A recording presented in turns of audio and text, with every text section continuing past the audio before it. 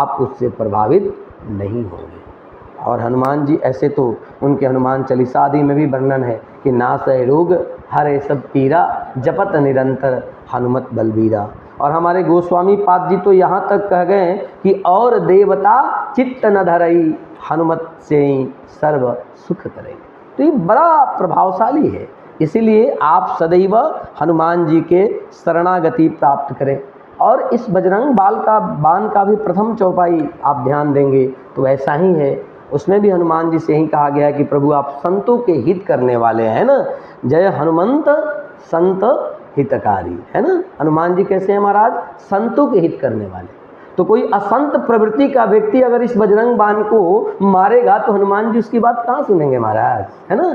संत हितकारी हैं, और अगर वैसे हनुमान जी संत हितकारी हैं तब उनसे प्रार्थना करी गई है कि सुन लीजिए प्रभु अरजा हमारी, है ना। आप संत हितकारी हैं, यानी ये बताया गया कि मैं संत हूँ, मेरी प्रवृत्ति संत की है। आपकी इस स्तुति को करने में मेरा भाव किसी का अहित नहीं है, मेरा भाव केवल अपना हित है। आपके शरण में आने का एक माध्यम है प्रभु, इसीलिए आप मेरे इस वचन को, स्तुति को, मेरे अरज को आप सुनिए और हम पर अपनी कृपा करिए, है ना।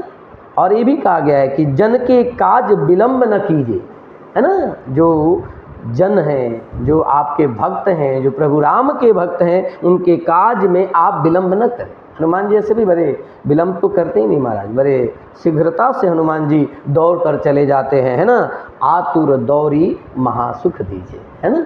आतुर दौरी, ऐसे साधारण दौड़ के नहीं आना है महाराज, ऐसे वेग में आना है कि पूछना नहीं है महाराज। उस वेग में आकर आप अपने भक्तों का उद्धार करिए। बजरंग बाण हनुमान जी मन ही मन जब लंका जा रहे थे, सिया जी की सुधि लाने, सिया जी का पता लगाने, सुरसा जब मिली उस समय भी ये बजरंग बाण जो है बड़ा फलदायी हुआ।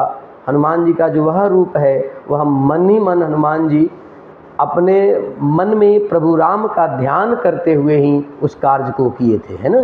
तो भक्तों के लिए उत्तम, अमोघ, सूक्ष्म, बीज रूप, एक कवच रूप यह बजरंग बाण है।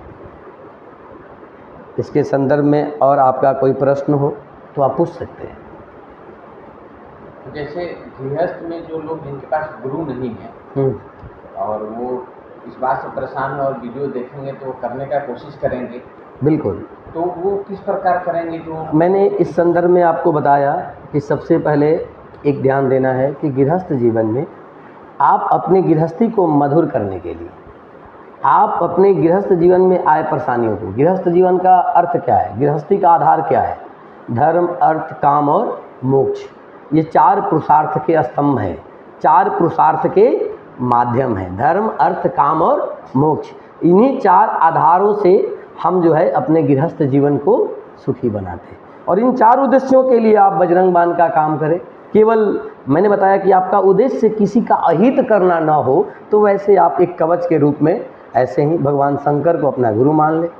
आप तो एक तो पहली बात, प्रायः गृहस्थ किसी न किसी से दीक्षित होते हैं, प्रायः गृहस्थ किसी न किसी गुरु से दीक्षित होते हैं। ज़रूरत नहीं कि उनके गुरु बहुत विद्वान हों,